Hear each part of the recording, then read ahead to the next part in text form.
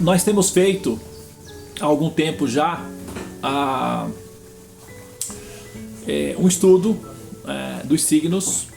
Existe aí já um processo andado em relação ao estudo dos signos que nós estamos fazendo. Já fizemos o signo de Leão, já fizemos o signo de Libra e agora nós estamos fazendo o signo de Câncer. Nós vamos retomar no futuro o signo de Leão e o signo de Libra também, tá?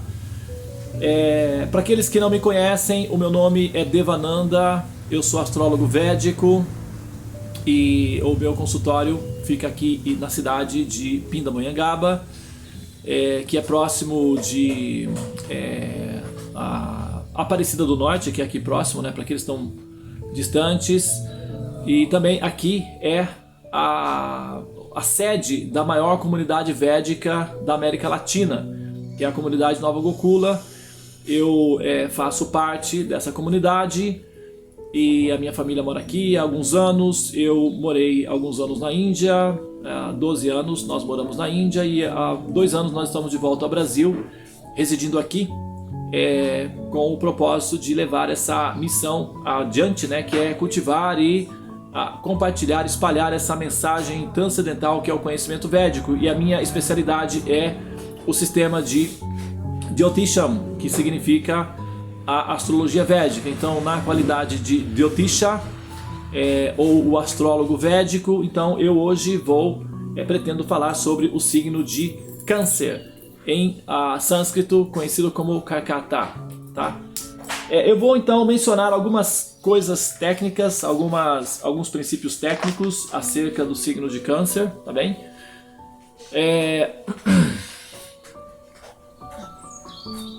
Nós temos aqui na sala algumas pessoas, né, que já conhecem um pouco do procedimento, né, do estudo que nós estamos fazendo. Aqueles que quiserem fazer algum comentário ou fazer alguma pergunta, vai fazendo aí a pergunta, que depois no final eu vou selecionar algumas, né, por ordem, de repente, justamente, né, para responder as perguntas relacionadas. Aqueles que tiverem curiosidades e quiserem, enfim, fazer perguntas sobre esse assunto, tá? Muito bem, então vamos ter uma boa noite juntos e espero que seja produtivo para vocês. Espero que vocês aproveitem bem esse momento, porque sempre falar dos conhecimentos védicos sempre é auspicioso, tá? Muito bem, eu vou fazer apenas um mantra de reverência antes de darmos início à nossa introdução ao signo de Câncer. Hari Om Shri Glim Jyoti Brahmaya Namaha. Om Shri Glim Medakshnamurtai Namaha. Om Gananatva Ganapati Havamahe Kavim Kavinamupamam Shravasthavan Jestarajan Brahmanan Brahmanaspatan Anashranavan Mutibi Siddhasadanam. Om Ganapataye Namaha. Om Ganapataye Namaha. Om Ganapataye Namaha. Hare Krishna, Krishna Krishna, Hare Hare, Hare Rama, Rama Rama, Hare Hare. Hare Krishna. Muito bem, sempre que nós vamos falar sobre os conhecimentos védicos, é importante fazer uma reverência aos mestres, que são aqueles que transmitem os conhecimentos védicos. Então esse mantra é um mantra que reverencia Shri Ganesh, que é considerado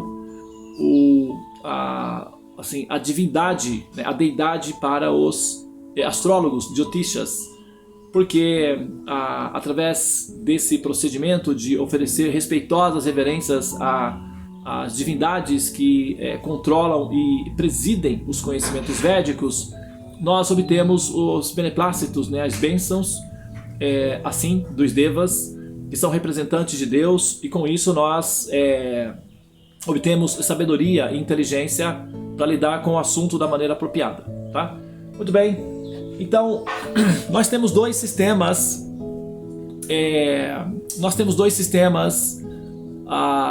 que se relacionam com eu não vou entrar muito profundamente nas questões técnicas da astrologia védica hoje, tá? Falar sobre nakshatras, falar sobre as variações do nakshatras. Eu não vou entrar muito nesses detalhes, tá bem, pessoal?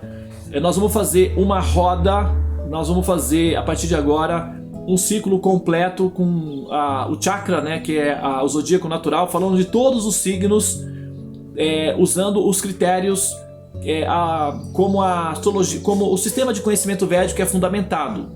São 3 níveis. O sistema de conhecimento védico sempre apresenta 3 níveis de variações de graus, de diferentes graus. E eles são grau básico, que é considerado a base, o início, né? Grau primário, isso é chamado Kanishta, tá? Kanishta. E depois tem o grau secundário, que é Madhyama. E finalmente o grau superior, ou o grau Uttama.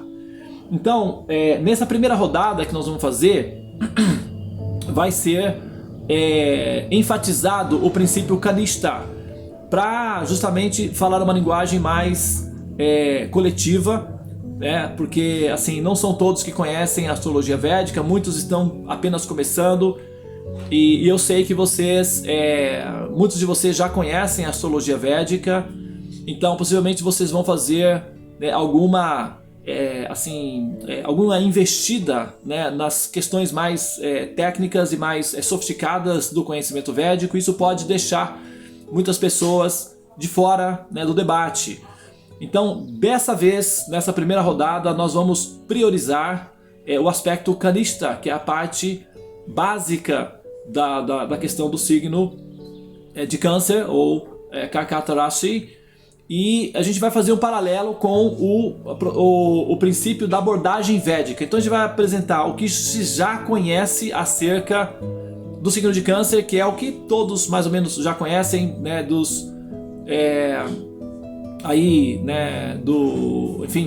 das experiências com os pensadores, né, que são os astrólogos tropicais, né? A astrologia praticada no Ocidente é conhecida como a astrologia tropical, e a astrologia védica é conhecida como a astrologia sideral, tá? Porque existe uma diferença de abordagem, principalmente do ponto de vista astronômico, dos cálculos da astronomia. Isso dá uma pequena variação na hora de pontuar os signos e as casas dentro do mapa. Então o que acontece? Uma pessoa que supostamente é do signo de Leão, quando nós fazemos o cálculo védico, ela volta para o signo de Câncer, né? Ou alguém que é do signo de Câncer e pensa, né, pode estar aí, né, partindo do princípio de que eu sou do signo de Câncer, e o cálculo védico pode trazê-la de volta um signo para trás, e ela pode então ser posicionada no signo de Gêmeos. Então o que acontece? O signo pode mudar. Quando você faz o seu mapa védico, um dos efeitos que pode dar assim já logo na entrada é a mudança do signo, tá? Mas assim, o sistema de astrologia védica é muito mais fundamentado na contagem da análise das casas, e principalmente o planeta é fundamental, que é conhecido como Atmakaraka. E os signos são considerados muito mais na relação dos nakshatras do que propriamente no signo, tá? Então existem umas diferenças as diferenças das questões relacionadas com justamente a forma como se entende a astrologia védica, tá, pessoal? Olha, a gente está tendo um movimento aqui do lado. Nós estamos tendo um evento aqui próximo, que é um evento cultural que o pessoal está fazendo paralelo aqui à minha live. Então se tiver algum barulho aí, tá, pessoal, eu peço que vocês me perdoem, porque está tendo uma atividade cultural aqui do lado, tá? Mas eles estão tentando fazer o mínimo possível. A gente está fazendo 2 eventos simultâneos aqui hoje, tá? Bom, vamos lá então. Olha só, o que acontece é que normalmente se considera uma pessoa do signo de Câncer em qual nível? Quando ela é nascida no cálculo tropical, quando se faz o cálculo tropical, que é o signo que a maioria de vocês conhece, né? Assim, a posição que a maioria de vocês conhecem, que é o seguinte: a partir do dia 21 de junho até o dia 20 de julho, todos aqueles que nascem nesse período de 21 de junho até o dia 20 de julho essa pessoa então é considerada do signo de Câncer, correto? Bom, quando nós aplicamos a astronomia védica para calcular essa variação, então acontece o seguinte: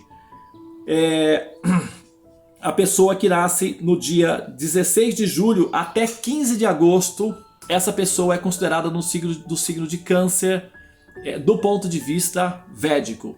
Então, de acordo com a análise védica, de acordo com os cálculos védicos, é aquela pessoa que nasce então do dia 16 de julho até o dia 15 de agosto, ela é considerada do signo de Câncer, tá? Eu não vou entrar na questão técnica do cálculo astronômico, do porquê que dá essa variação, porque isso tem a ver com o fenômeno da precessão dos equinócios e outras variantes, não é, da sofisticação védica dos cálculos, e essa é uma precisão, tá, importante, e isso dá uma diferença grande na hora do cálculo do mapa em si, tá? O pensador, o psicólogo Carl Jung, ele era astrólogo védico, né? Ele era um apreciador da astrologia védica, ele era um estudante da astrologia védica, e ele costumava dizer que a astrologia tropical tem uma certa falha vaidosa, num certo sentido, essa é a palavra dele, né? Porque desconsidera o fenômeno da precessão dos equinócios, tá? E isso dá uma diferença nos cálculos, tá bem, pessoal? É só para colocar aí dessa forma, tá bom? Muito bem, então, só para confirmar esse detalhe, tá? As pessoas que nascem do dia 16 de julho ao dia 15 de agosto, do ponto de vista védico, são consideradas do signo de Câncer. Muito bem. E do que se trata, então, o signo de Câncer? Vamos lá, né? Aqui eu vou fazer algumas referências básicas acerca do signo de Câncer. A palavra-chave, né? A gente sempre, todos os signos, eles têm uma palavra-chave. E essa palavra-chave é uma chave, né? É uma palavra-chave que também funciona como uma chave. Cada signo, o zodíaco é uma roda, tá? Essa roda chama-se samsara. E esse samsara é uma prisão. As almas estão aprisionadas dentro dessa roda, que chama-se samsara. E o fato de nós estarmos aprisionadas, como almas condicionadas dentro desse ciclo do samsara, faz com que nós precisemos sair desse samsara. Então, cada signo tem uma porta de saída, sabe? Tem uma forma de você escapar do ciclo de repetidos nascimentos e mortes, fugir desse samsara, sair desse samsara, buscar a liberação desse samsara. E é preciso encontrar a chave. Primeiro é preciso encontrar a saída, saber qual é a saída, e depois recolher a chave e abrir essa saída, tá? E assim o jogador, que é a alma que está vivendo no samsara, pode então eventualmente, através do corredor onde ele está, eventualmente encontrar a saída, tá? Esse é o objetivo básico do sistema de Jyotish, que é o sistema de astrologia, é orientar o jogador, ou seja, a alma que vive, a como sair do ciclo do samsara através do corredor onde ela está, que é o que nós entendemos como signo, tá? Então essa é uma das técnicas utilizadas, tá? E a palavra-chave para esse signo é eu sinto. Então nós estamos falando aí de quê? Da intuição. Nós estamos falando das emoções, tá? Agora, o signo de Câncer é considerado intuitivo. São 3 os signos que significam estados de liberação, né? São signos considerados signos que liberam o ser. São 3 signos evidentes. Todos os signos têm o potencial de liberar o ser, mas 3 signos em especial têm esse potencial específico de dar esse princípio aí. São eles: o signo de Câncer, o signo de Escorpião e o signo de Peixes. São considerados signos de liberação, que no zodíaco natural é a casa 4, é a casa 8 e a casa 12. Então são pontos chaves que tem uma bandeirinha lá, tipo gritando: olá, eu sou a saída, por aqui você consegue sair fácil. Bom, e aí o jogador tem que ir lá e pegar a bandeirinha, né? No caso, tem que conhecer o método.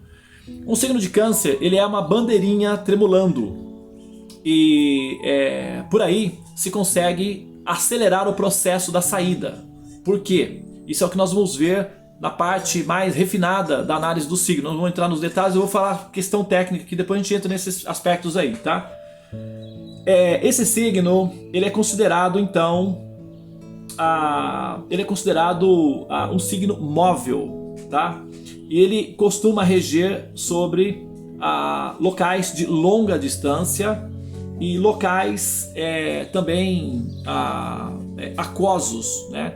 O signo de Câncer é um signo o elemento é o elemento água, tá? Então, rios sagrados, lugares onde possuem água, úmidos, né? Com lagos, piscinas, rios, enfim, mares, oceanos, não oceanos, mas lagos menores ou corpos d'água menores estão relacionados com signos de Câncer. Principalmente rios sagrados são ligados ao signo de Câncer. Esse signo é considerado Prakriti, que significa feminino. Tá? Tem uma natureza feminina envolvida nesse signo. Ele é sensitivo, né? Um signo sensitivo. Então, a relação desse signo é que ele refina, né, a capacidade do jogador de desenvolver a intuição, para usar a intuição como ferramenta no jogo da existência, porque a missão é sair do ciclo de nascimentos e mortes, e o jogador vai precisar de recursos. E a intuição é um desses recursos que pode ser utilizado quando refinada. Uma intuição também desorganizada pode levar a pessoa à esquizofrenia, pode ser perigoso. É preciso ter uma intuição refinada, controlada, trabalhada, e isso se aprende com técnicas apropriadas, tá? Esse signo ele é considerado Rajásico, que significa no modo da paixão. Há 3 níveis de signos, ou de campos. Os signos também são conhecidos como kshetras, ou campos de ação. Então, os jogadores que estão jogando nesse campo, eles são conhecedores desse campo, eles são habitantes desse campo, né? Ou que são chamados as pessoas dos signos, né? E os habitantes do campo, eles precisam reconhecer o campo. E esse campo é um campo de movimento, tá? As pessoas ligadas ao signo de Câncer, elas precisam aprender a ativar os movimentos de maneira condicionada, ou de maneira, digamos assim, mais produtivas. Porque, por exemplo, da água, por exemplo, só para você ter uma ideia, né? O signo de Câncer rege, o elemento é água. De onde é que vem a eletricidade que move o planeta? Das águas, né? Primeiramente. Depois é que vieram outras fontes de eletricidade, eólica, energia solar, etc.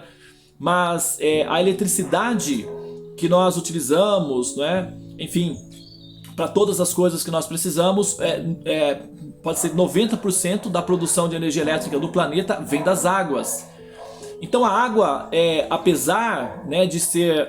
e a água também ela é fluídica, então ela põe as coisas em movimento, tá?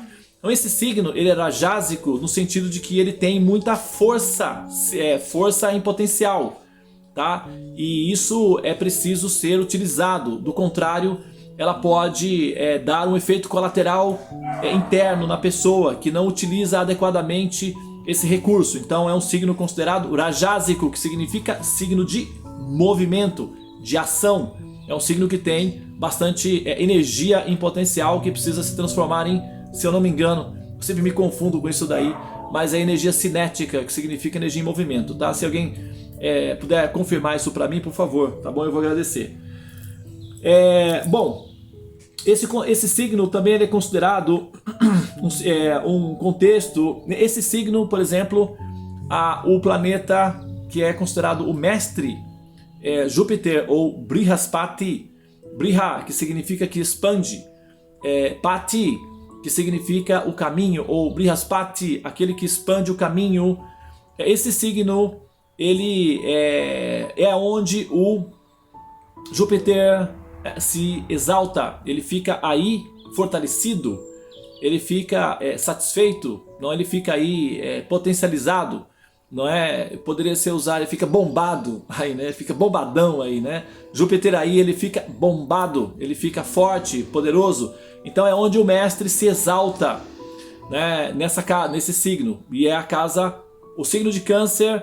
o zodíaco natural são 12 casas, ok? São 12 casas que nós temos. E cada casa, aqui o Bedin, aqui o meu amigo o Alessander está confirmando comigo aqui, né, que realmente quando a energia ela passa de energia potencial para movimento, ela se transforma em energia cinética. Então nós temos o signo de Câncer, ele tem muita energia potencial, mas essa energia potencial precisa ser explorada e se transformar em cinética, ou seja, pôr ela em movimento e acender, né, porque a energia elétrica, né, produz luz. Então é um signo que, de repente, né, tem o potencial de fazer com que você acenda, né, que você se movimente. Então, vamos ver o que dá para fazer, né? E ascender significa, inclusive, liberar-se do ciclo do samsara, já que esse signo, casa 4, que é o signo de Câncer, casa 8, que é o signo de Escorpião, e casa 12, que é o signo de Peixes, são signos, são portinhas autoevidentes de liberação. São as portinhas mais evidentes, mais fáceis para se liberar. E a casa 4, que é o signo de Câncer, é um signo de ascendência. Então eu vou mencionar o porquê, inclusive no nosso título, né, do nosso folder, está escrito ali que esse signo revela a natureza de Deus, tá? E eu vou tentar, né, mencionar isso daí logo mais aí à frente, tá bom? Vou tomar um pouquinho de água aqui para fazer uma homenagem ao signo de Câncer, rege sobre as águas. Vamos lá. Muito bem, então outra coisa, o signo de Câncer é o signo onde o planeta Marte se debilita. Então, nesse signo, o Júpiter se exalta e Marte se debilita, né? É curioso que o Júpiter é um signo de... Porque normalmente se diz assim, o planeta Marte se debilita no signo de Câncer porque o signo de Câncer é água e Marte é fogo. Então a água neutraliza o fogo, né? Normalmente se fala isso, não sei se vocês já ouviram falar sobre isso daí, tá? Muito bem. Agora, o planeta Júpiter, ele também é um planeta de fogo. Ele é considerado fogo, certo? E ele se exalta no signo de Câncer. Então, teoricamente, se o signo de Câncer debilita Marte porque ele é de fogo, então ele deveria criar algum constrangimento para Júpiter, que também é de fogo. E Júpiter rege o signo de Peixes, que é o oceano, né? Então, quer dizer, que mistério é esse, né? Por que então o Júpiter se exalta e o Marte se debilita? Então, talvez dê tempo de falar sobre isso daí, né? Só estou deixando aí a pulga atrás da orelha aí para criar uma confusão a princípio, né? Ai, como que é? Esqueci o ditado, mas depois vai voltar, tá bom? Muito bem, agora o signo de Câncer é um signo que ele é regido pela Lua, tá? A Lua é o planeta que controla esse campo. Mas a Lua não é um planeta, né? É um asteroide, né? Um satélite, desculpa. Não, veja bem, só para tirar esse cisma aí, acontece o seguinte: a palavra, a semântica utilizada para planetas é uma palavra de origem grega. São os gregos que criaram essa nomenclatura aí, tá? Então os gregos olhavam para o céu e tudo aquilo que era parado eles chamavam de estrelas, né?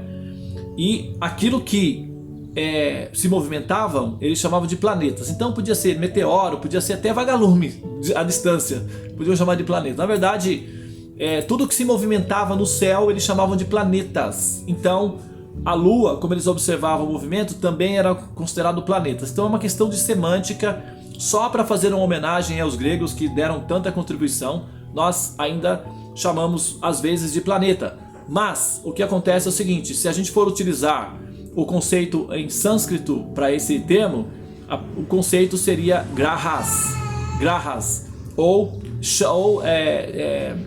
soma graha. Soma significa lua, né, para nossa linguagem aqui, e graha significa como se fosse um imã, né? É um campo magnetizado, é um imã, ou seja, graha significa aquilo que te agarra, quase a mesma coisa, né? Graha, agarra. Então graha significa agarrar, ou seja, é o campo que te agarra. Esse é o graha. Então, soma graha, que significa, para a gente facilitar aqui a nossa comunicação, planetas, tá? Então, a Lua é o controlador desse campo, tá? E a Lua se exalta um pouco antes, né? Ela se exalta no signo de Touro, que é um signo de terra. Então, embora ela seja, né, regente de um ambiente líquido, aquoso, ela então se exalta no signo de terra, tá? Que é o regente do signo de Câncer. A Lua se exalta no signo de Touro, Vrishabha em sânscrito, tá? Só para contextualizar aí. Bom, então, tá, eu fiz um apanhado geral do todo mundo já mais ou menos que conhece, né? Então vou revisar aqui rapidamente. O signo de Câncer é a casa 4 do zodíaco natural, é regido pela Lua, vedicamente do dia 16 de julho ao dia 15 de agosto. A exaltação é o campo de exaltação para o planeta Júpiter, o campo de debilitação para o planeta Marte, e também o signo de Câncer, ele é considerado um signo de intuição, e a palavra-chave para esse signo é eu sinto, e em sânscrito o título, né, o nome para esse signo é Karkata, tá? Muito bem, então feito essa parte estrutural básica, que é a parte, né, coletiva, vamos entrar então aí em alguns detalhes mais sofisticados do signo, para a gente, né, aproveitar bem o nosso tempo aqui, tá? Deixa eu só ver aqui quanto tempo eu ainda tenho, tá? Muito bem. Eu pretendo, agora são 8 horas e 50 minutos. Eu pretendo falar até as 9h15 apenas, tá? E depois eu vou abrir, né, para responder algumas perguntas. No máximo essa live vai até as 9h30, tá? Eu vou aproveitar e vou tentar fazer o máximo que eu posso aí, tá? Pode ser que sobre tempo ainda, a gente acabe antes, mas pelo menos 9h30 é o limite máximo e eu paro aí, tá? Muito bem. Olha só, como são, né, os cancerianos? Como é? Vamos começar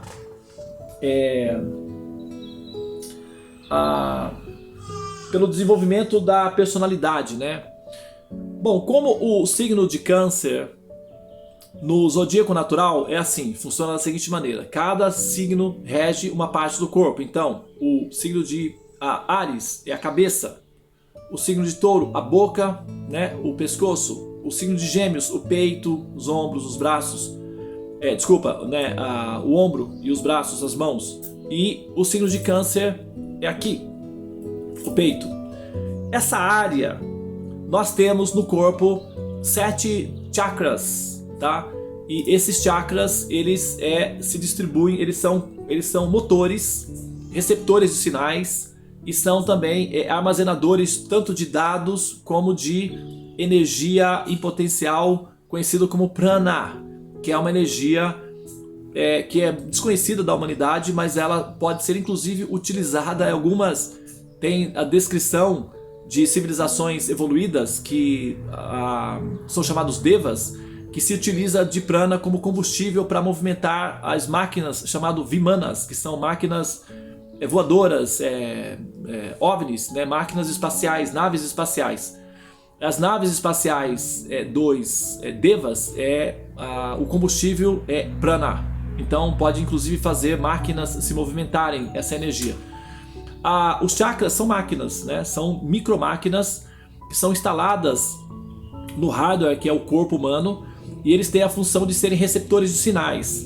Então são 7 chakras numa linha reta em sentido vertical, que fica funcionando ali numa forma espiral, como rotorezinhos, né? E nesse ponto fica o conhecido como o Anahata Chakra. Rata significa como carruagem, tá? E Ana, daí nós temos a palavra que Ana significa nutrição. Nutrição. Por exemplo, hoje na comunidade Nova Gokula foi feita uma cerimônia védica. Até era para eu ter participado dela, né? E infelizmente não foi possível. Mas é a cerimônia em que a criança come grãos pela primeira vez. Chama-se Anna Prashana. É uma cerimônia em que o bebê ele vai se alimentando de coisas, né? Não se alimenta de grãos. Então, quando vai se alimentar de grãos pela primeira vez, aí dá-se ao nome de Anna Prashana, que significa nutrir-se pela primeira vez. Então, enquanto a criança não come grãos, considera-se que ela não está sendo nutrida, não está sendo, considera-se que ela está em estado de uma espécie de samadhi, ou seja, em jejum. Ela só considera-se que ela está se nutrindo quando ela começa a comer grãos, tá? Então, chama-se Anna Prashana. E Anna, por exemplo, nos Himalaias, próximo do Nepal, do Nepal, na verdade, tem uma cadeia de montanhas que se chama Annapurna. E o Everest faz parte desse grupo de montanhas. Annapurna. Purna significa completo e Anna significa nutrição. Então, nutrição completa é um dos nomes da divindade, da Mãe Divina, que é a Mãe Natureza, né? Tem alguns nomes. E um é Durga, o outro é Annapurna, que significa aquela que nutre completamente. Então, Anna, né, de Ananda, por exemplo, meu nome é Devananda. Devananda. Alguns me chamam de Devinada. Ainda bem, né? É melhor do que Devaranda, porque alguns me chamam de Devaranda também. Mas Devananda, Deva divina, Ananda, bem-aventurança, ou nutrição bem-aventurada, aquilo que nutre de forma bem-aventurada. Então, Devananda. E Anas é a origem, né, para essa palavra, que significa nutrição, tá? Então, Anahata significa por onde nós somos nutridos, né? Ou nutrição. Bom, esse signo ele é regido pela Lua. Curiosamente, na cultura védica, a Lua é representada por uma divindade masculina, chama-se Soma, que é Chandra, o rei da Lua. Então ele é o rei da Lua. Só que esse rei, isso na parte da mitologia védica, né? Esse rei, Chandra, ele tem 27 esposas. E então elas controlam ele. Portanto, é um ambiente que, embora ele seja o rei, ele é controlado por 27 figuras femininas. Então nós temos uma predominância aí do fator feminino. A Lua, ela é considerada mãe. Ela rege sobre a casa 4, né, do zodíaco natural, que é o Mahapurusha, que é a raiz fundamental de todos os mapas que nós podemos então, assim, conhecer. Representa o princípio mãe, tá? E mãe, né, essa área aqui é uma área dominada pela mãe. É daqui que sai o leite, né, que nos nutre. Então a Lua, a casa 4 representa leite, representa a infância, esse signo, né? Estou fazendo uma referência da casa 4 do zodíaco natural com o signo de Câncer. Representa leite, representa a infância, a primeira infância, que vai até os 8 aninhos.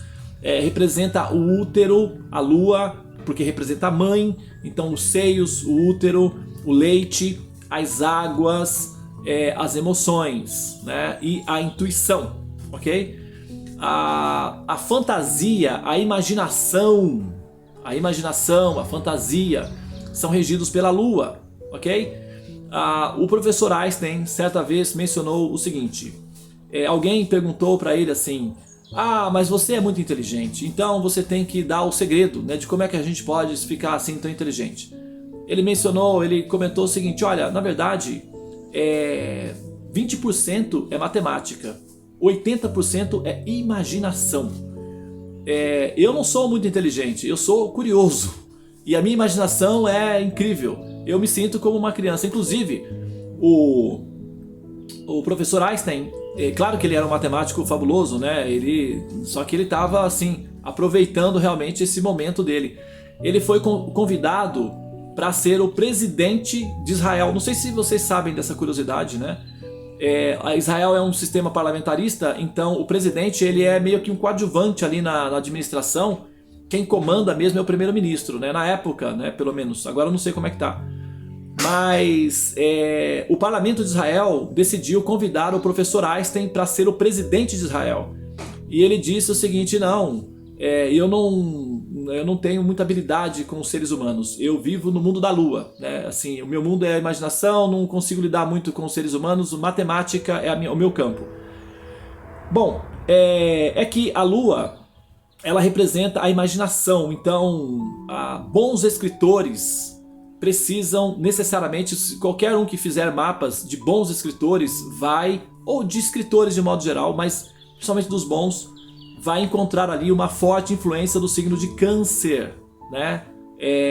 Porque a lua, dependendo de onde está a lua, vai estar a capacidade da pessoa de ser imaginativa, de viver. Por isso que a lua também representa crianças, que é ali a infância, né? Até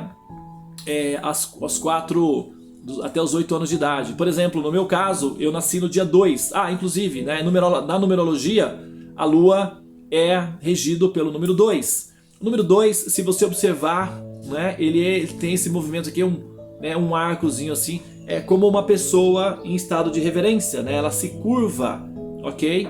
Se você se sentar na forma de reverência, com os joelhos dobrados, você faz a forma do corpo exatamente como a forma do número 2. E se você ficar em pé, é o número 1. Então o número 1, né, que é o Sol, envolve poder, talvez um pouco de arrogância, quem sabe aí, né, uma determinação em impor a personalidade. O número 2 envolve humildade, ele envolve flexibilidade, fluídico é água. E aí nós temos o princípio maternal, devocional, a devoção, a compaixão, é considerado Prakriti e é um signo favorável para o desenvolvimento da devoção, né, ao Supremo. Bom, agora, assim, alguns aspectos negativos desse signo é o seguinte, é que como a Lua tem, quem conhece o Charlie Brown, né? Ele cantou uma música Mulher de Fases, né? Mulher de Fases, né? A Lua ela sofre fases, né? Ok? Ela sofre fases. Ela tem a fase crescente e a fase minguante. Então, as pessoas que estão relacionadas a esse signo, tendo elas o ascendente, em sânscrito a palavra signo é rasis, né? Alguém está mencionando aqui que não foi foi o Raimundos, né? Que é o grupo que fez essa canção, não sei, né? Só me lembro que tinha essa música Mulher de Fases. A Lua é de fases, né? Então ela tem a fase crescente e a fase minguante. E tenha você aí o ascendente, o Sol, a Lua principalmente, ou seu planeta fundamental, conhecido como Atma Karaka, posicionado nesse ponto, nesse campo, vai dar esse efeito. Dependendo de quando você nasce, se você nasce na Lua na fase crescente, ou se você nasce na Lua na fase minguante, vai dar um tipo de efeito no seu estado de humor. E mesmo que você tenha nascido, vamos supor, na fase da Lua da fase crescente, então a pessoa pode ficar tendendo à superexcitação emocional, estar assim, explorar a excitação emocional, desejar muito as emoções, viver as emoções intensamente, assim, tipo dramática, né, assim, mas não no sentido necessariamente negativo, mas viver explorando o aspecto das emoções. Isso sobrepuja por completo a razão. A pessoa fica meio irracional, extremamente emocional. É uma das características que pode acontecer dependendo da situação do mapa, mas de um modo geral dá uma excitação emocional quando a pessoa nasce na Lua na fase crescente e tem alguma referência com esse signo. Pelo contrário, a fase minguante vai fazer com que a pessoa tenha uma tendência melancólica, um humor melancólico, e isso pode tender à depressão, né? Daí é onde vem o aspecto mais envolvente relacionado com o sentimentalismo, a sensibilidade sentimental. Esse signo, o ícone para ele, o símbolo animal, é um caranguejo, né? O caranguejo, o comportamento dele é o seguinte: ele é aquoso, ele é líquido, Então, o que ele quer? Ele quer ficar num buraquinho, né? Ele faz um buraquinho no chão e entra lá. Ou vai lá na lama, né? E fica lá escondidinho ali. Eventualmente, ele sai, ok? Mas ele sai assim, ele fica dentro da casinha dele, da carapaça, né? Que é uma camadinha, uma casquinha protetora ali, tá? E ele é facilmente, né? Assim, suscetível, e ele se sente inseguro. Então ele se esconde, porque o corpo dele, na verdade, né, a casca dele é forte, mas ele internamente ele é praticamente aquoso. Então ele é frágil. Ele fica ali, então se ele se assusta, ele corre pro buraquinho, vai lá, né, se esconde lá novamente. Então assim, esse efeito psicológico nos nativos de câncer também pode ser observado. Eles são pessoas que tendem a estar mais reclusos emocionalmente, e assim, com uma certa raridade, eles se expõem emocionalmente, e na medida em que eles se expõem emocionalmente, o fazem com uma certa cautela, porque eles se sentem frágeis, eles se sentem mais fragilizados, mais vulneráveis emocionalmente. Então eles, de certa forma, eles têm uma certa cautela de lidar com o mundo, então eles criam uma casquinha ao redor deles, né? É por isso que o arquétipo é um caranguejo, um siri, que reflete essa condição, que é o estado psicológico que o nativo de câncer revela. Agora, por que isso daí? Bom, acontece que, por exemplo, a pérola, como é que a pérola nasce? Eu sei que muitos de vocês já conhecem isso daí, mas é possível que assim, algumas pessoas não conheçam. Tá, eu vou mencionar aqui essa característica. Uma pérola, né, assim, a ostra se abre e entra na pérola, na ostra, um pequeno resíduo, que é um grão de areia, alguma coisa assim. Então, a pérola ou a ostra vai gerar, ok, uma camadinha ao redor, chama-se nácar. E na medida em que ela vai colocando mais uma camadinha, que é um líquidozinho que enrijece, vai se formando no resultado final a pérola. O resultado final é a pérola. Muito bem. Então a pérola é o resultado do esforço que a ostrazinha, que tem a mesma linha de raciocínio que o caranguejo, né? São da mesma família, faz para evitar a dor que aquele, né, cisco produz sobre ela. Então o resultado é uma pérola. E ela não pode se abrir com frequência, porque isso causa dor por conta dessa vulnerabilidade. Ela se mantém, de um modo geral, fechadinha. Isso é a natureza da característica do signo de câncer. Por quê? O signo de câncer é regido pela lua. A lua significa devoção. A lua representa a mãe. E mãe é o ser mais vulnerável que existe. Por quê? Apesar de que a mãe se chama, né, mãe leoa, né? Se diz, mãe leoa, a mãe é um tigre, é uma leoa. Mas o que acontece? A mãe é o ser mais vulnerável que você pode encontrar no planeta. Por quê? Porque a mãe, ela, tão logo a pessoa se torna mãe, ela fica dependente de outros para ser feliz. Como é isso? Por exemplo, uma mãe com um filhinho. Se esse filhinho não estiver bem, a mãe também não ficará. Se algo acontece errado com o filhinho, a mãe sofre. Se qualquer probleminha acontece, a mãe sofre. Então, a mãe precisa que aquele serzinho primeiro seja feliz, esteja saudável, etc., para que então ela possa ser também. Então, se a mãe tiver 2 filhos, por exemplo, então 2 pessoas têm que ser felizes antes para que ela possa ser. Se tiver 3. Então, quanto mais filhos uma mãe tem, mais vulnerável, mais complexa, mais detalhada fica a possibilidade de ela, né, assim, não conseguir alcançar aquele nível de felicidade. Exatamente pelo fato de que ela fica dependente de que várias outras pessoas sejam felizes para que ela própria possa ser depois.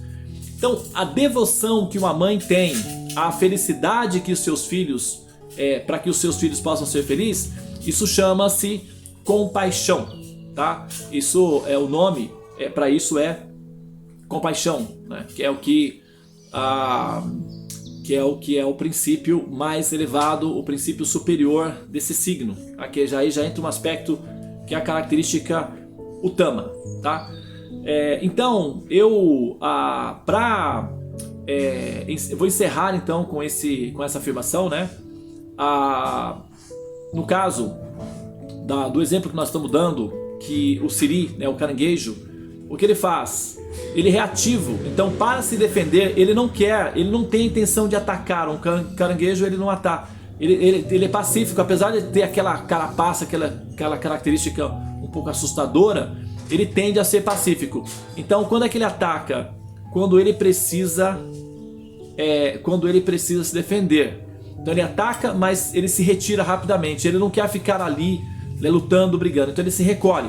O que acontece? O nativo do signo de Câncer, a característica psicológica é o seguinte: ele vai dar um ataque para se defender, depois vai se recolher nas emoções dela e vai ficar ali ruminando essas emoções, somatizando, não é justamente, né, somatizando ali aquele impacto que foi produzido nas relações das emoções que ele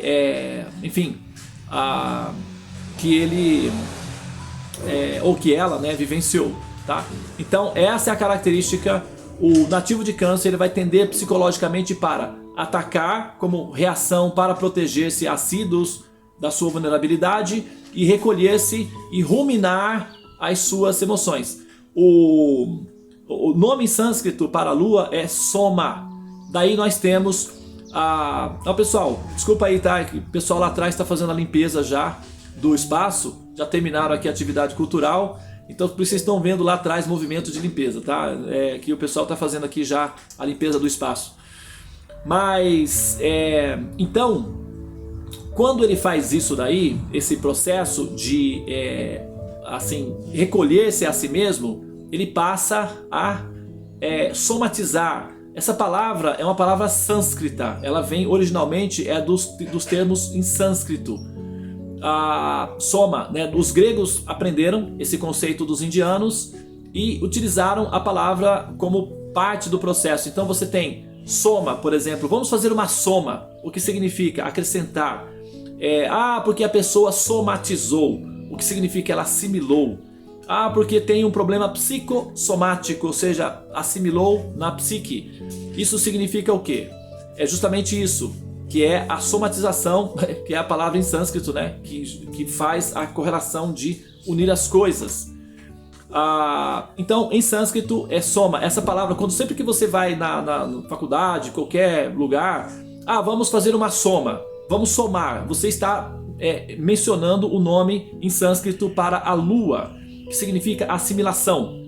Como a lua representa a água, ou rege sobre as águas, qualquer líquido que você acrescentar, ela somatiza. Por exemplo, você tem um copo de água, você coloca uma gota de tinta azul, ela somatiza a tinta e expande essa cor azul. Então essa é a qualidade de somatizar que tem a lua. Como o signo de Câncer é regido pela lua, então os cancerianos eles normalmente somatizam, né, os efeitos ao redor deles, seja positivos ou negativos. Então eles precisam de quê para se defender? Uma casquinha. Daí é que vem o siri, tá? O arquétipo, o ícone do signo, tá? Muito bem, agora, para finalizar, então, eu gostaria de mencionar o porquê que nós colocamos lá, né, que esse é o signo que revela a natureza de Deus. É o seguinte, veja bem, esse signo, ele representa o arquétipo principal dele é a mãe, né, tá? Ele representa a mãe, né? São as emoções. Nutrição. Nutrir é uma característica da mãe. A mãe está sempre preocupada como alimentar o filho, né? Ou como ter a despensa assim bem cheia. Por isso que uma das características negativas dos cancerianos é que eles são um pouco acumuladores, ou seja, eles querem guardar, né? Dá um efeito psicológico, justamente pelo fato de que existe um princípio psicológico que é a preocupação em nutrir os demais. Então, as pessoas do signo de Câncer, eles costumam ser é um paradoxo, porque eles costumam ser humanitaristas. Eles querem abraçar a humanidade como mães da humanidade toda, mas ao mesmo tempo tem um certo egoísmo, porque eles querem acumular, ter controle e acumular. Por quê? o efeito é justamente esse, é o medo de que falte. Qual é a maior parte mais terrível de medo que uma mãe tem? Que falte comida na despensa, tendo filhos. Ela só de pensar nisso sofre, então ela precisa correr para ter assim, a despensa cheia. E isso é a psique de uma mãe, é assim, né? Então quando você pega isso daí e aplica no princípio da vida, de modo geral, a pessoa fica um pouco acumuladora. É um efeito negativo do signo de Câncer. Então tem que trabalhar isso daí para não pegar mal, né, no público. É um problema da biologia do signo, mas que eventualmente você vai ter que, sabe, observar isso daí, tá bom? A Lua, ela, que é o regente do signo de Câncer, se exalta no signo de Touro, que é a casa 2 do zodíaco natural, é a boca. Então comer para poder crescer. É por aí que a gente acumula por aí, né? E a casa 2 rege sobre dinheiro, expansão, crescimento. Então a pessoa fica assim meio, né? Normalmente quem tem a Lua exaltada costuma ter esses problemas de acumulação aí, tá, pessoal? Então vamos ficar atento, né, para isso daí. Porque é uma armadilha e como a pessoa fica acumuladora, então ela não consegue passar pela porta da saída, né? E não consegue fechar a equação do jogo. Bom, considerando-se que esse signo revela a natureza a natureza de Deus, o que acontece? Se a gente observar, todos os seres que evoluem, né, eles ficam maternais. Por exemplo, Jesus Cristo era maternal, ele era uma mãe, praticamente. O comportamento dele era qual? Alimentar as pessoas, educar, puxar a orelha, né, dos filhinhos, meus filhinhos, venham, e tal. E brigava com os filhinhos, e educava os filhinhos, ensinava histórias e queria proteger todos os filhinhos, manter todos os filhinhos abraçados, não é? Próximo da asa, embaixo da asa dele, justamente para que ele pudesse assim, sabe, ter a segurança emocional de que ele estaria protegendo os filhinhos dele. E ele estava predisposto a dar a vida pelos seus filhinhos, né? Que isso, quem faz isso é uma mãe. Naturalmente, no mundo natural, é a mãe que fica e se sacrifica pelos seus filhotes. O macho dá a semente e vai embora. Então eles têm uma natureza mais fria, mais psicopatas, num certo sentido, né? Porque eles não estão nem aí se a prole morrer, sabe? É tipo, farinha pouca, o meu pirão primeiro. Mais eu, depois, se sobrar tempo, você. Então essa é a natureza biológica do princípio do macho. Ele vai embora e a mãe se sacrifica pelo filho. Isso é predominante, né? Não é 100%, mas é predominante, tá? Agora, sempre que a gente tem esse princípio de que a pessoa está predisposta a sacrificar-se pelos demais, isso é maternal, é uma natureza maternal, isso é compaixão. Era a característica principal de Jesus, né? Aí a gente pega aí, joga aí, vamos colocar aí o Gandhi, ele tinha esse comportamento também, queria que todos os filhinhos ficassem em paz, queria que acabasse as guerras, que uma mãe quer o quê? Que os filhos não briguem, né? Brinca aí, mas não é pra brigar. Então o que o Gandhi queria? Não, vamos lá, vamos ficar todo mundo junto, mas não vamos brigar, vamos parar com a briga. Vamos comer, gente, vamos produzir alimentos, vamos cuidar da nossa vida, vamos nos educar. Então o Gandhi era um educador, um pacifista e estava pronto para dar a vida pelos seus filhinhos, pela sua nação. Então aí temos o que? Novamente uma mãe. Qual é o comportamento de uma mãe? Quer educar, quer nutrir, quer paz entre os filhinhos e, se precisar, ela dá a vida pelos filhos. Se uma mãe pudesse doar o próprio coração para um filho e funcionasse, digamos, biologicamente, não haveria filas para transplantes de coração. As mães naturalmente se voluntariariam imediatamente para doar o coração para o seu filho, caso fosse necessário. Que não funciona assim, mas se funcionasse, todas as mães estariam lá na fila esperando a vez de doar o coração. É a natureza da mãe, né? Então você pega aí, olha aí o Padre Pio, São Francisco de Assis, Madre Teresa de Calcutá, o Martin Luther King. Qualquer pessoa que tenha uma natureza um pouco mais, digamos assim, florescida espiritualmente, vai ter essa característica maternal, vai querer maternar, vai querer ensinar, vai querer educar e vai estar predisposto a sacrificar-se pelos demais e alimentar aqueles que estão ao redor. Isso é uma consequência natural, não é um exercício que a pessoa, sabe, que ela, claro que no começo é mecânico, né? Ela vai aprendendo aos poucos, mas depois é natural. Isso é algo, sabe, irmã Dulce, enfim. Nossa, tem muita. E também os que não são os anônimos, né? Tem os anônimos também, que são os milhares. Os anônimos, a quantidade de anônimos é esmagadoramente maior do que aqueles que são os ícones do arquétipo fundamental, que é a compaixão, a natureza maternal. Então, se a gente pegar, por exemplo, todas as pessoas, tá, que são evoluídas espiritualmente, ou, né, o Dalai Lama, são maternais, ok? São pessoas maternais. Então isso significa o quê? Pela lógica é assim, 1 mais 1, 2, certo? Então, se eu pego aqui uma pessoa que evolui muito espiritualmente, ela fica o quê? Um reflexo de Deus, ela reflete a natureza de Deus, certo? Então ela fica maternal. Portanto, se eu tenho várias pessoas evoluídas espiritualmente e são maternais, a minha conclusão final é o quê? Deus só pode ser maternal, só pode ser uma mãe. Ah, mas é um pai. Então, ok, tudo bem, pode até ser uma forma masculina, mas a natureza dessa pessoa é maternal. Não tem como ser diferente. Por quê? Se a gente pega uma gota de água do mar e leva para o laboratório, a gente vai ver que ali tem o quê? H2O, cloreto de sódio, água e sal.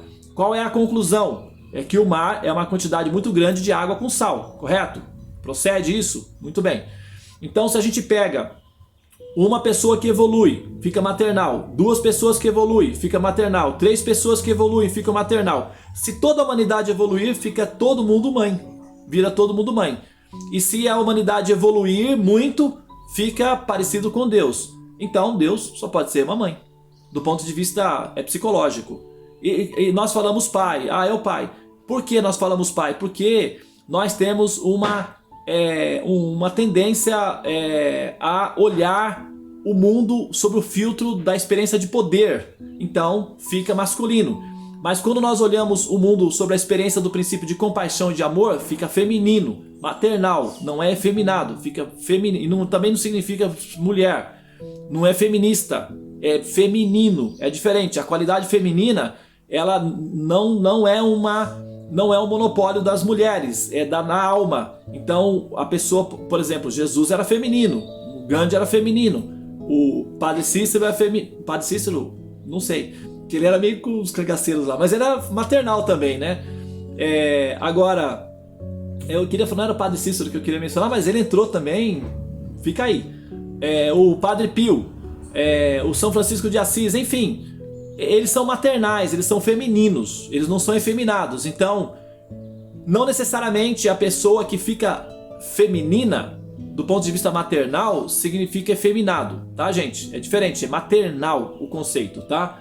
Então o ser fica evoluído, vira maternal. Portanto, o ser mais evoluído de todos é Deus. E então Deus é uma mãe, do ponto de vista psicológico, pela lógica.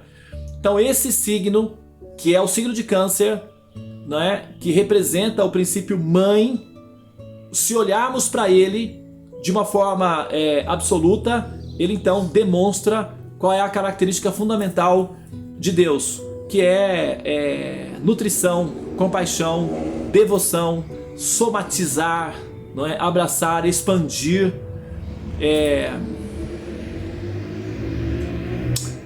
E se Jesus estiver correto, o reino de Deus pertence às crianças. Esse signo é o signo das crianças, que é a mãe, né? Muito bem, e eu acho que Jesus está correto, né? A gente sabe disso daí, não precisamos nem entrar muito nesses detalhes, mas esse signo é um signo que revela a natureza de Deus. Nós só precisamos garimpar, equilibrar, não é? A questão dos efeitos colaterais do signo, para extrair daí o princípio máximo dele, que é a compaixão, e com isso nos alinharmos com o coração de Deus. E esse alinhamento com o coração de Deus vai naturalmente nos levar a uma natureza mais inocente, porque a mãe, por exemplo, quando você pensa em mãe, pensa em você como mãe, você imagina você, velhinha, com filhos já frustrados, carequinhas, barrigudos, chateados com a vida. Será que é assim que você imagina você como mãe? Não. O arquétipo de mãe é uma jovem senhora com filhinhos alegrezinhos brincando ao redor, criancinhas. Esse é o ideal que vem no coração com, quero ser mãe. Já não imagina uma pessoa lá na frente, mãe de um filho com problema de alcoolismo ou com problema de nervosismo e tal, etc. Não imagina isso. A pessoa imagina criancinhas brincando ao redor. Então é um mundo de criança. O princípio mãe é um mundo de criança. Uma mãe fica presa nesse mundo aí. Tanto é que uma mãe vai sempre ver um filho com 7 anos de idade. Mas tem 70. Não tem problema. Para a mãe é só 7. E ela nunca vai deixar de ver com 7. No máximo, assim, muito lá na frente, 12 anos. Tá? Eu particularmente vi uma cena assim. Eu estava fazendo o mapa astral de um senhor de 68 anos. A avó dele, que é uma mãe, né? Chegou na sala, na casa, foi na geladeira, pegou um pedaço de, acho que pudim, um doce lá, colocou num pires, chegou, sentou na sala sem reverência, só falou bom dia, né, tal. Sentou, colocou na frente dele lá o doce, ele teve que pedir licença, comeu lá o doce dele, só depois é que ela saiu e deixou a casa. Ele tinha 68 anos. Ela tratou ele como um bebê de 7, 5, sei lá o que. Então essa é a natureza de uma mãe. Ela sempre vai ver seus filhos nessa idade, 7, 10 anos assim. E elas ficam presas nesse universo. E é um universo que também não vale a pena sair dele, porque faz com que elas se sintam felizes e dá um sentido na existência. Tanto é que tem um problema na psicologia, que é quando os filhos saem de casa, né, fica o ninho vazio. Ou seja, quando não tem netinhos para cuidar, a mãe fica meio que perdida, sem saber qual é a minha função, né? Existimos, a que será que isso destina? Aí tem uma crisezinha aí para algumas mães, tá? Mas então é isso, pessoal. Eu vou parar. Eu acho que eu já, né, assim, falei bastante. Estou aqui já há 1 hora, né, falando. Então eu vou parar por aqui, tá bom? Namastê. Algumas pessoas deixaram aqui algumas perguntas, né, alguns comentários, né? Mas eu acho que eu fui, na medida em que eu fui falando, eu fui também... alguém mencionou Chico Xavier, claro, como que eu pude, né? Obrigado por ter lembrado, né? Chico Xavier era uma mãe, né? Na verdade. Bom, o pessoal tá aí se divertindo, né? O pessoal tá gostando... mandou aí um abraço, tá curtindo, obrigado pelos conhecimentos, que legal e tal. Muitas falas, né? Alguém deixou aqui um mantra, né? De Fátima e uma pessoa enviaram. Ok, bom, não temos perguntas, mais comentários, né? Comentários rápidos de pessoas que, né? Então entraram aí e gostaram do momento, passaram com a gente aí falando sobre o signo de Câncer. Essa possibilidade para liberação vale para quem tem esses signos no ascendente? Sim, é só explorar, é preciso conhecer as técnicas de exploração dos campos para poder encontrar a porta da saída. Mas todos os signos têm uma porta e isso permite com que você saia. Só que alguns são gritantes, como é o signo de Câncer, de Escorpião e de Peixes. Esses são portas maiores, mais acessíveis, mais visuais, assim, são arquétipos, né? Ok, muito bem. Então eu não sou também, sou de 27 de junho, mas tenho todas as características. Isso pode ser que tenha outros fatores no mapa que dê essa característica, tá bom, Luísa? Comentário que a Luísa fez aqui. O que mais? Essa mudança teria a ver com os doshas do Ayurveda? Não. Essas mudanças têm a ver com características astronômicas. Quais os desafios desse signo no caminho para a liberação? O que é necessário superar, aprender? A acumulação, tá? É um perigo. Quem perguntou foi a Eriana. A Lisa Santiago. Como o Câncer sai dessa confusão mental e consegue manter o foco no momento? A técnica para isso é sadhana. Você precisa aprender a absorver prana do sol pelas manhãs e entoar mantras. O signo de Câncer está relacionado aos mantras, tanto é que ele rege sobre lugares sagrados, rios sagrados. Os sábios se reúnem à beira dos rios sagrados para entoar mantras, e esses mantras produzem liberação da mente e estabilidade emocional. Mantras, tá bom, Lisa Santiago? A Janaína do Amaral mandou um beijo, um abraço aqui, o pessoal aqui. Eu sempre fico em dúvida, eu faço aniversário 15/7. Quando faço o computador, que sou Gêmeos, no AK, por Navajo, etc. Será que porque em 1986 ainda era, e agora... Não sei, aí teria que abrir lá para ver, né? Também tem o caso, não sei se 1986, a data que você nasceu, 15/7 não tinha horário de verão nesse período, é julho, né? Não, aí tem que ver o programa que você está usando, 15/7, né? 15 de julho. Não, o signo de Câncer começa no dia 16, então você possivelmente, né, realmente é o signo de Gêmeos. Bom, boa noite a todos, o pessoal tá mandando aqui um abraço. Não deixe de fazer as lives, alguém tá falando aqui, você parou de fazer, fiquei com saudades. Muito bom, obrigado por ter voltado. Sim, agora a gente vai fazer o ciclo todo, nós vamos fazer Câncer, só que assim, eu queria fazer com vocês aqui, não sei se dá tempo aí, não sei se vocês estão com essa paciência, né? Mas fazer uma votação, cada um coloca aí um número, escolhe um número e a gente faz um resumo, a gente faz uma sumarização, a gente sumariza, né? A gente singulariza o número e dependendo de qual número nós obtivermos desse movimento, é o próximo signo a ser analisado. Deixa aí um olá, se vocês, a gente pode fazer aqui agora na calculadora, a gente calcula, singulariza e a gente já contabiliza para a próxima live no domingo o próximo signo que vai ser analisado. Se não, a gente faz isso internamente, tá? Com o nosso grupo, que é o grupo dos Buscadores do Infinito, que está administrando essas lives, tá bom? Vamos lá, a minha amiguinha lá da Bélgica, a Cláudia, mandou um abraço, um beijo querida, namastê. Ela tá lá na Bélgica agora acompanhando. Ok, a Caromila, a Cita, todo mundo mandando um olá. Ok, pessoal, ó, nós temos aí um grupo legal, né? Mais ou menos quase 50 pessoas entraram, algumas já saíram, mas é isso aí. Não dá tempo também de a gente, né, falar muito, né, sobre mais do que nós já fizemos, né? Eu acho que a gente pode então definitivamente encerrar, tá bom? O pessoal começou a colocar aqui os números aqui, ó. Vamos ver então, né? Vamos dar deixa eu pegar aqui. Nossa, vou ter que pegar a calculadora. Vou finalizar aqui. Vamos pegar um outro aqui para fazer um cálculo. Meu amigo aqui vai me ajudar aqui a fazer os cálculos, tá? Vai, pessoal, vai colocando os números aí que vocês quiserem. A gente vai singularizar aqui, tá? Número prontinho? Vamos ver qual vai ser o signo que vai ser o signo eleito para a próxima live, então. Muito bem. A Isabela, número 9.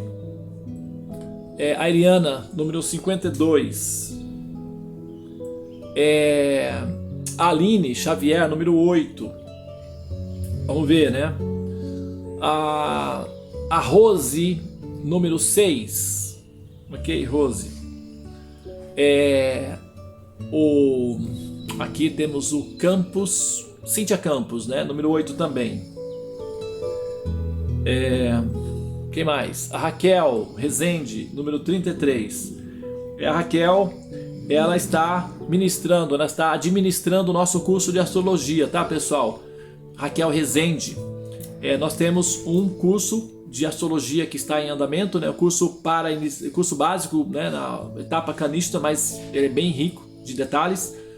E também o curso está recebendo possíveis candidatos, tá? E quem quiser entrar em contato com a Raquel, eu acho que vale tanto para o âmbito material como emocional, psicológico. Não, aqui foi um comentário, não tem... A Márcia Amoroso então optou por número 90. Vamos lá. A Rúbia 5. A Lisa Santiago também optou pelo número 5. O Ateliê dos Fios, número 7. Ok? A Silva, o Mário Silva, né? Ou a Silvia, não, Mário Silva, número 108. Ok? Anaíse 93. Opa, coloquei 63, não, 93, tá? A Nancy, número 10. Ok, peraí, vamos lá de novo. 93 mais 10. Ok? Depois nós temos a Elga Silva, número 19. Quem mais? A Kátia, terapeuta, número 43. A Renata Magna, número 33. Depois nós temos a Dilza Bhaktin Tulasi, número 54. A Citananda 5. Não, ela não botou. É que acho que o Instagram dela é Citananda 5, né? Não tem número. Obrigado, gratidão, o pessoal tá saindo. Namastê. A Grazi optou pelo número 2.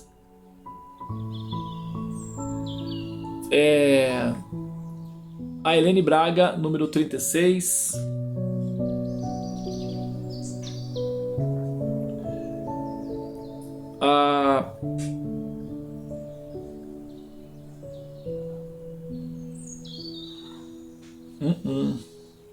Fiz algo errado aqui.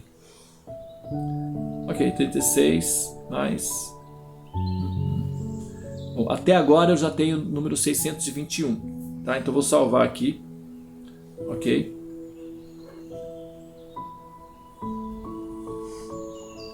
Eu vou salvar aqui 621 para não me confundir.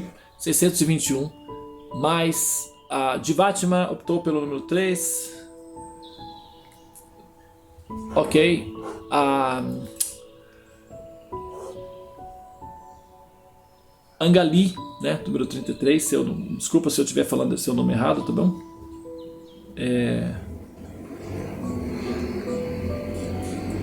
A Lívia Astral, número 4. Muito bem. A Soraya optou pelo número 17. E a Citananda, aí sim, 94. E concluímos aí, tá? Votações encerradas. Nós temos o número 772. Então vamos singularizar esse fator. 7 com 7, 14 com 2, 16. Né? 14 com 2, 16, correto? 7 mais 7, 14 com 2, 16. Nós não temos o signo número 16 no zodíaco, então vamos singularizar novamente. Olha lá, a Fernanda entrou agora, mais 11. Então, gente, Fernanda, então nós vamos encerrar com a Fernanda, tá? Então as votações acabaram. Nós vamos acrescentar aqui o mais 11 e vamos encerrar, senão a gente não consegue terminar. Então agora nós temos o fator 783.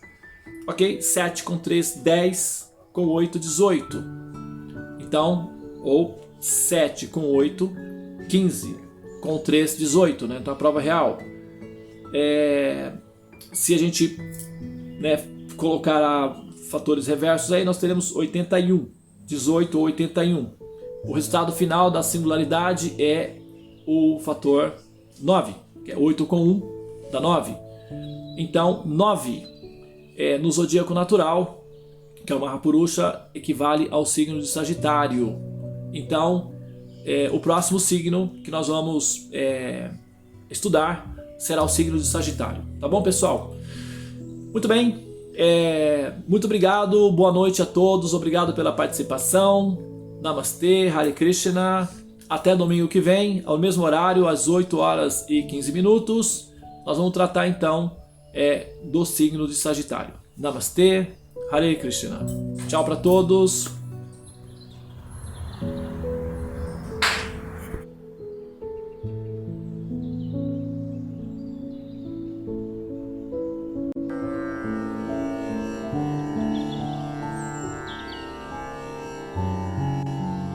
Hare Krishna,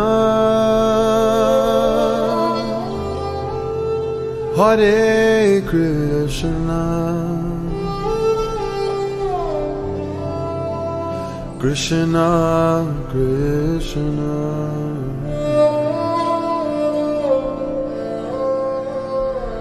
Hare Hare,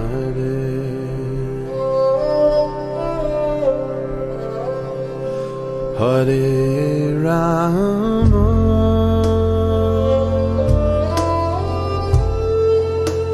Hare Rama,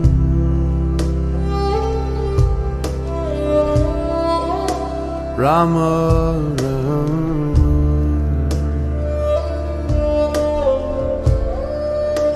Hare Hare.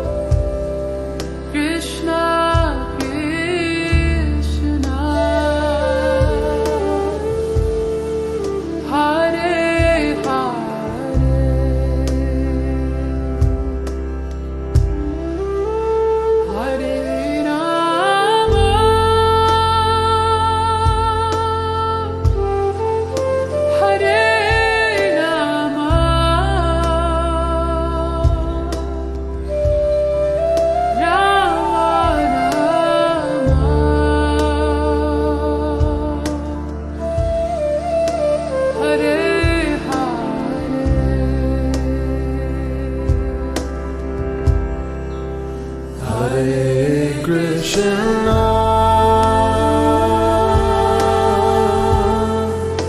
Hare Krishna, Krishna Krishna,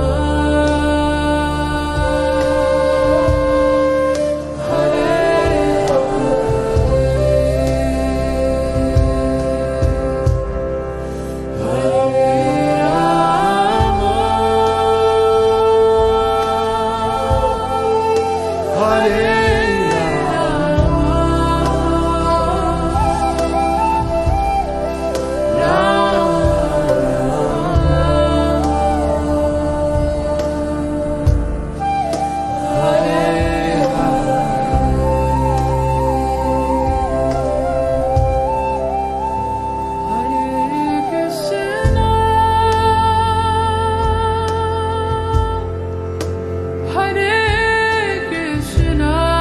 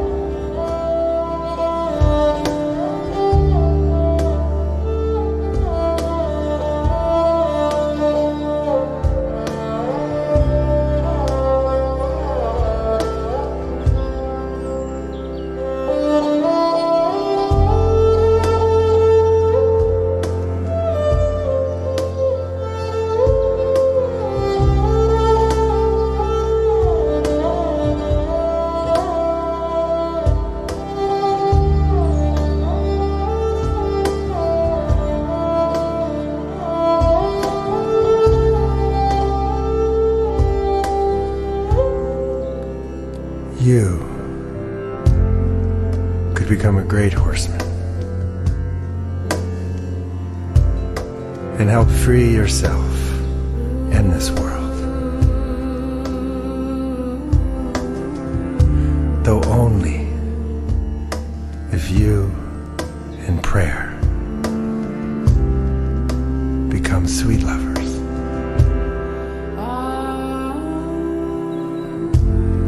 It is a naive man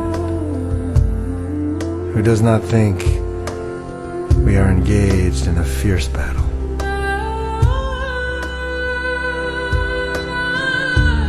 For I see and hear brave foot soldiers all around me going mad.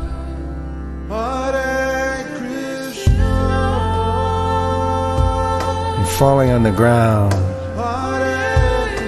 in excruciating pain.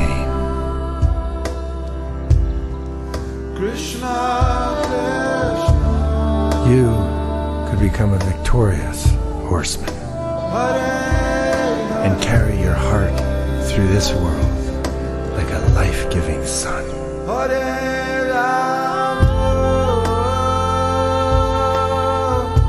Though only if you and the Great Spirit become sweet lovers.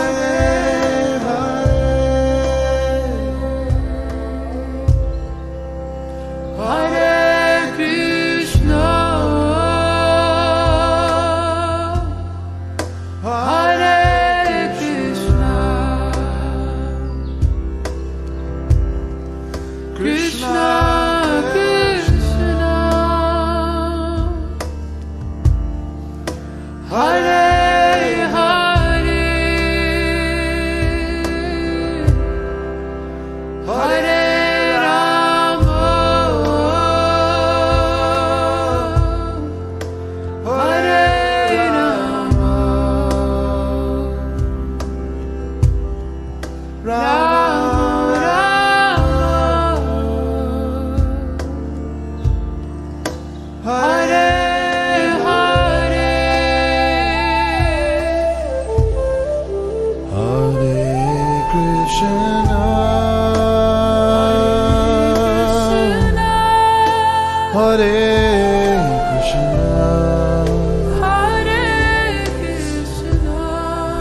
Krishna, Krishna, Krishna,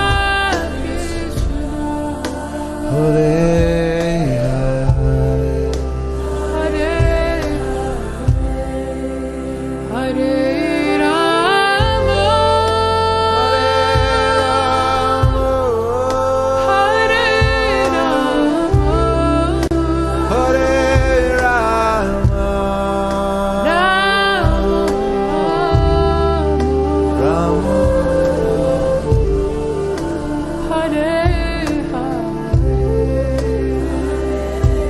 take us home, Benji.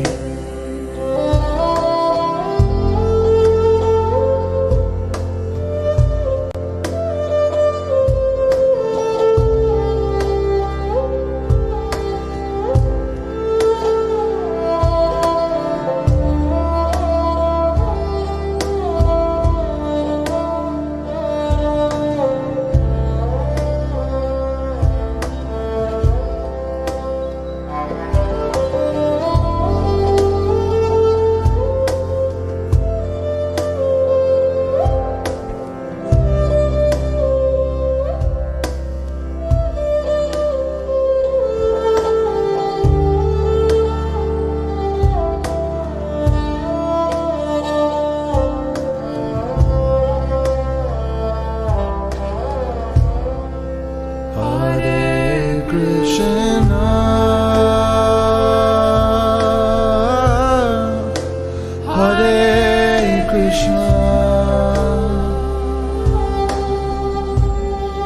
Krishna.